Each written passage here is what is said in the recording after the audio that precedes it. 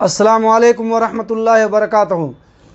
इन्नल हम्दुलिल्लाहि नहमदुहु व नस्तईनुहु व नस्तगफिरुह व नऊज़ु बिल्लाहि मिन शुरूरि अनफुसिना व मिन सय्यिआति अअमालिना मन यहदिहिल्लाहु फला मुदिल्ल लहु व मन युद्लिल फला हादिय लहु व अशहदु अल्ला इलाहा इल्लल्लाहु वहदहु ला शरीका लहु व अशहदु अन्ना मुहम्मदन अब्दुहु व रसूलुहु।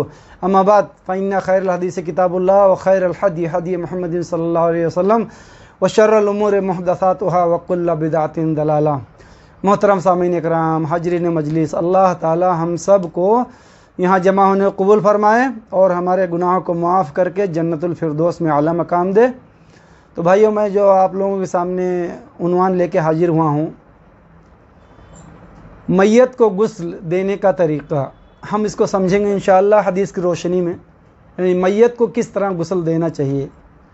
उसमें यही है कि अगर कोई एक गांव में गुस्ल देना जानता है, चाहे वो सही हो या गलत, बस उसको एकदम मास्टर बना देते हैं कि बस वही देगा गुस्ल मैयत को।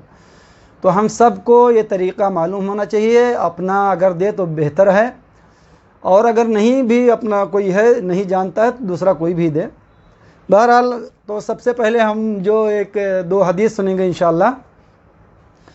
16 हदीस के हवाले हैं तकरीबन, या 17 कुरान को लेके। तो इंशाअल्लाह हम लोग हदीस और कुरान की रोशनी में आगे बढ़ेंगे।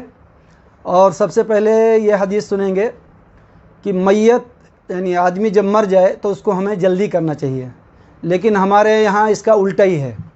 अक्सरियत इसका उल्टा करती है। हमारे अक्सर काम उल्टे हैं। कभी मेरी इंशाअल्लाह तकरीर आएगी कि हमारे अक्सर काम उल्टे होते हैं। तो फ़िलहाल एक काम आज बताऊंगा इंशाअल्लाह जो हमारे उल्टे हैं।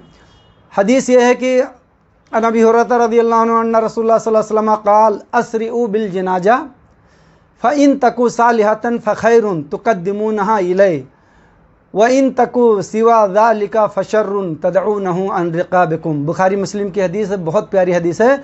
इसमें आप सल्लल्लाहु अलैहि वसल्लम ने फरमाया कि जनाजे में जल्दी करो, यानी जल्दी ले जाओ, नहला के और धुला के जनाजा जल्दी से मतलब पढ़ के ले जाके दफन करो जल्दी। तो इसमें क्या है, आप सल्लल्लाहु अलैहि वसल्लम ने फरमाया कि अगर नेक है तो उसके मकाम को, यानी उसको जो इनामात मिलने वाले हैं वो जल्दी से हासिल कर ले। भाई मोमिन है तो उसको जन्नत की नियामतें मिलने वाली हैं जल्दी। और अगर बुरा है, हदीस के अल्फाज हैं इसी जो पढ़ा हूँ, अगर बुरा है तो अपने कंधे फ्री कर लो। अगर बुरा है तो अपने कंधे फ्री कर लो।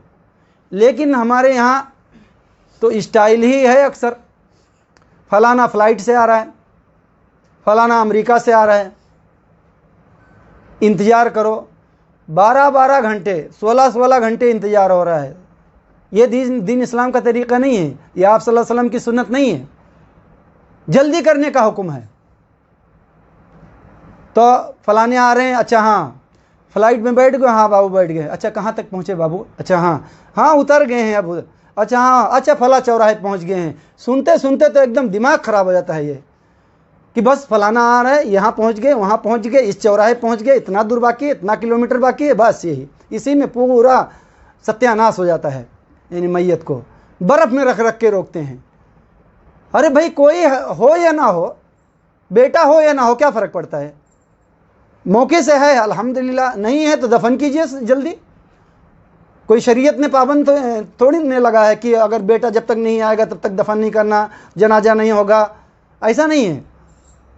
बस फ़्लाइट से आ रहा है हमारा बेटा, जहाज़ से आ रहा है, बस यानी वाही के लिए मर रहे हैं। अक्सरियत तो यही है। भाई इजाज़त दे दो, आप कहीं भी हो इजाज़त दे दो कि मेरे अब्बू को जल्दी दफन करो, बेटा हो या बेटी हो, कोई भी हो, बीवी हो, कोई भी हो, बस जल्दी दफन करो। यानी सऊदी अरब में 3 या 4 घंटे में पूरा काम हो जाता है तकरीबन, जल्दी से जल्दी, अगर सऊदियों का होता है। लेकिन अजनबी का होता तो पेपर कंप्लीट करने पड़ते हैं। तो इस हदीस से हमें मालूम पड़ा कि जल्दी से जल्दी करना चाहिए। अगर ज़मीन पक्की है तो वहाँ पे अगर आज का शेवल का इंतज़ाम है, जल्दी से खोद दे, यानी कब्र खोदने के लिए आधा दिन लगा देते हैं। बहरहाल हमें इस सुन्नत को ज़िंदा करना चाहिए। जब भी कोई मर जाए किसी का इंतज़ार नहीं करें, चाहे बड़ा बेटा हो चाहे वो जो भी कहे, बहरहाल जल्दी करना चाहिए जो घर में मौजूद हो। और आप सल्लल्लाहु अलैहि वसल्लम के सामने से एक जनाजा गुजरा तो आप सल्लल्लाहु अलैहि वसल्लम ने कहा कि आपने क्या कहा कि या आराम पाने वाला है या आराम मिलने वाला है।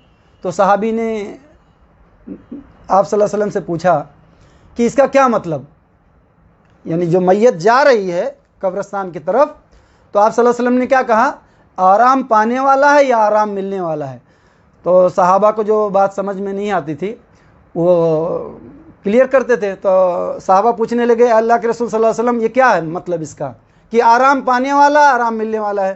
तो आप सल्लल्लाहु अलैहि वसल्लम ने कहा कि अगर नेक है, परहेजगार है, मोमिन है तो आराम पाने वाला है, और अगर बुरा है यानी जहन्नमी है, काफिर था, मुशरिक था, यानी मर गया है, तो लोग उससे आराम पाने वाले हैं।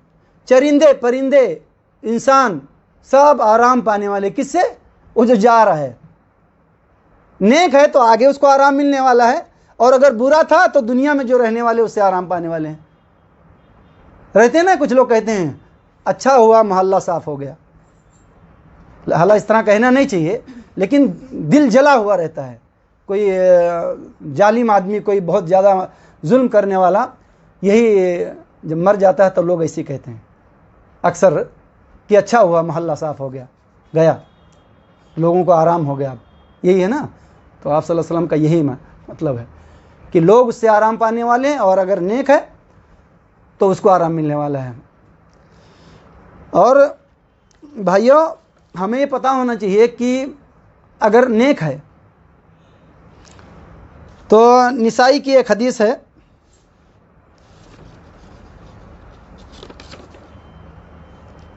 इब्न माजा की हदीस है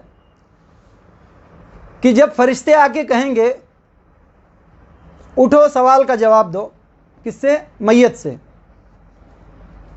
तो मैयत उठेगा आँख मलता मलता, और जब देखेगा कि सूरज गुरूब हो रहा है, यानी असर की नमाज, कभी भी मुर्दे को दफन करो, उठेगा असर के टाइम, यानी असर और मगरिब का जो बीच होता है, तो जब ये उठेगा कहेगा कि फरिश्तों रुक जाओ, मुझे नमाज पढ़ने दो, मेरा असर की नमाज कजा हो जाएगी, मतलब छूट जाएगी, दिन डूबने वाला है।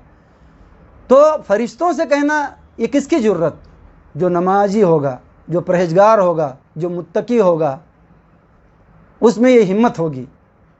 फरिश्ते तो चीरते फाड़ते हुए कब्र को आएंगे, लेकिन ये मुर्दा जब उठेगा अल्लाह के हुक्म से और आंख मलता हुआ उठेगा और कहेगा ठहर जाओ, सवाल का जवाब बाद में दूंगा, पहले मुझे नमाज पढ़ने दो, तो ये मोमिन इस तरह कहेगा।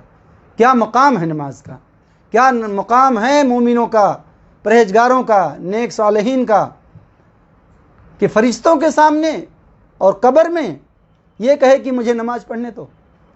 तो फरिश्ते कहेंगे कि अब नमाज का सिलसिला ख़त्म, आप सवालों का जवाब दो। तो ये था कुछ मुख्तसर हदीसें। अब आइए हम मेन उन्वान की तरफ बढ़ेंगे। मैयत को गुस्ल देने का तरीका जो है, सबसे पहले हमें ये मालूम होना चाहिए कि दिल में इरादा करें। जो भी मैयत को गुस्ल दे इरादा करेगा, यानी बिल्कुल जैसा गुस्ल जनाबत का हम लोग इरादा करते हैं या आम सफाई का इरादा करते हैं, हाँ, तो उस तरह उसका इरादा करना है। तो इसमें गंदगी लग जाती है, बहुत सारे मतलब पेशाब और पैखाने भी निकल जाते हैं, तो इसलिए इसको इरादा करना है कि मैं मैयत को गुस्ल देने जा रहा हूँ। हाँ, और भाइयों ये गुस्ल का तरीका जो मैयत का है बिल्कुल गुस्ल जनाबत की तरह है, बिल्कुल उसी तरह है, यानी या गुस्ल हैज़ की तरह या गुस्ल जनाबत की तरह, यानी उसी तरह से उसको नहलाना है। ठीक है। तो सबसे पहले हम क्या करेंगे, इरादा करेंगे। अब इरादा के बाद हम दस्ताना वगैरह पहन लेंगे। उसके बाद मैयत को गुस्ल देना जब शुरू करेंगे तो सबसे पहले पैखाने के रास्ते में अक्सर गलाजत निकल जाती है, संडास पेशाब हो जाता है, यानी रूह निकलने के टाइम पे बहुत तकलीफ़ होती है। تو سب سے پہلے اس کے نیچے کا حصہ صاف کر دیں، اور اس کے بعد میں شرمگاہ کو قاعدے سے دھوئیں، جس طرح ہم لوگ غسل جنابت میں دھوتے ہیں، جو طریقہ ہے بالکل وہی طریقہ ہے، بس ہم لوگ اس کو سمجھیں گے قاعدے سے۔ تو شرمگاہ دھونے کے بعد اب ہم لوگ بسم اللہ کہہ کے اور شروع کریں گے بالکل غسل جنابت کی ہی طرح۔ تو ہم لوگ پہلے کیا کریں گے؟ ہاتھ دھوئیں گے، ٹھیک ہے، شرمگاہ دھو لیے، پھر اپنے ہاتھ دھو لیں تھوڑا سا، اس کے بعد میں اب ہم بسم اللہ کریں اور اس کے بعد میں شروع کریں جس طرح ہم لوگ وضو کرتے ہیں، بالکل پورا اسی طرح کریں گے۔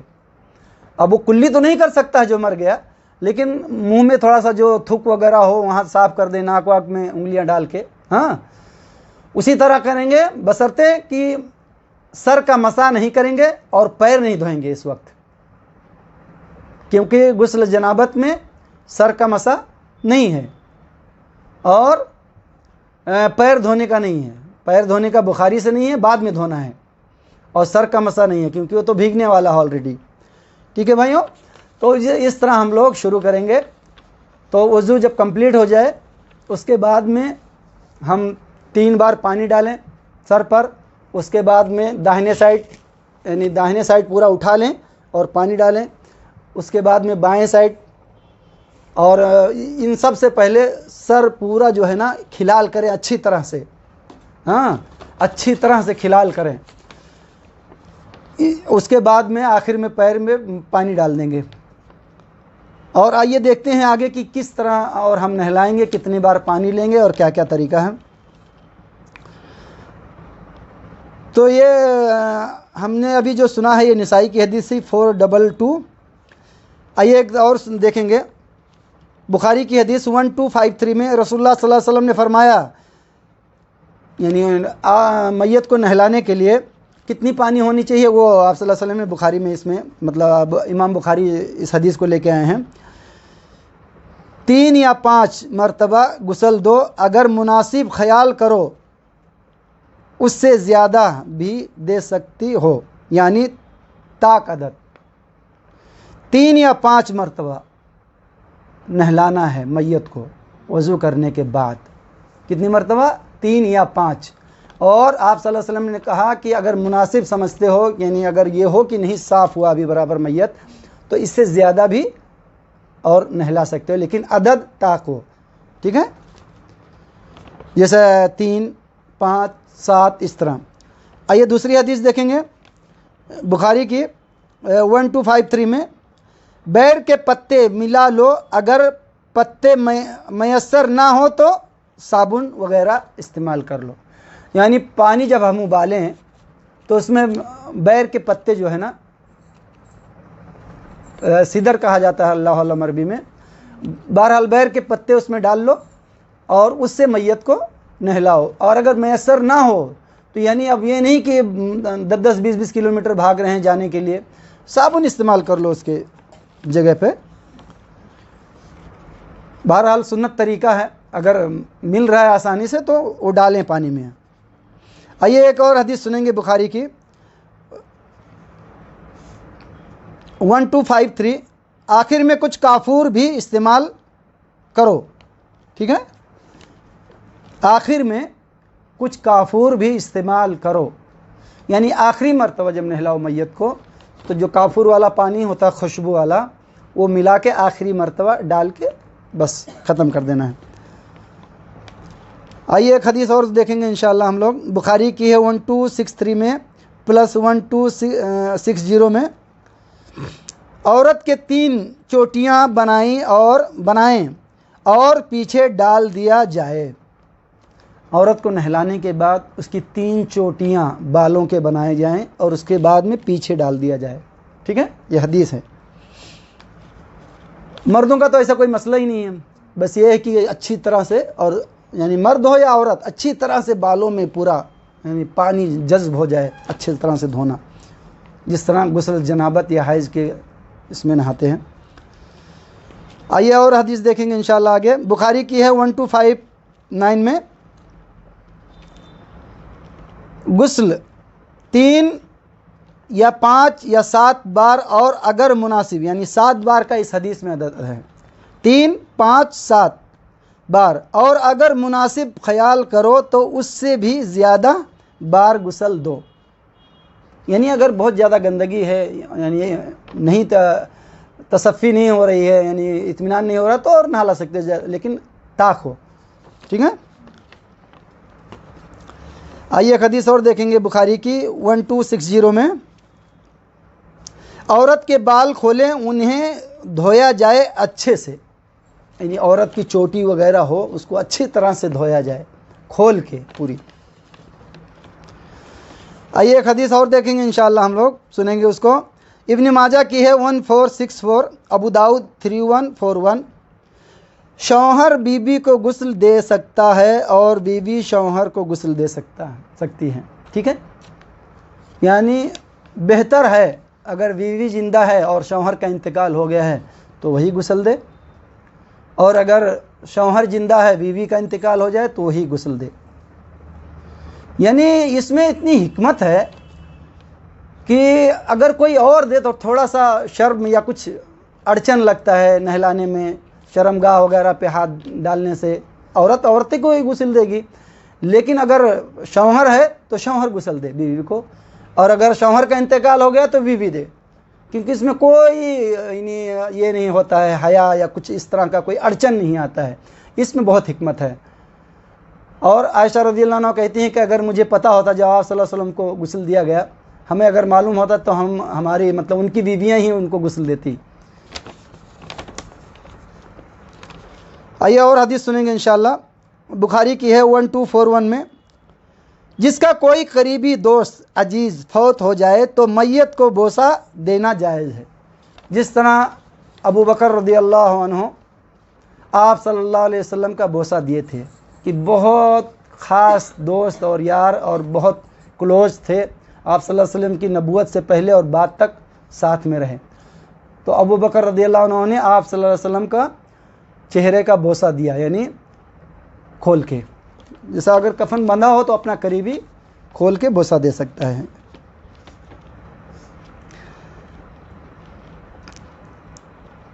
آئیے ایک قرآن کی دلیل دیکھیں گے انشاءاللہ ہم لوگ. میت اگر غسل دینے لائق نہ ہو تو تیمم کرا دے. میت اگر جل گئی ہو یا اگر الگ الگ ٹکڑے ہو گئے ہوں تو تیمم کرا دیا جائے. اعوذ باللہ من الشیطان الرجیم، بسم اللہ الرحمن الرحیم.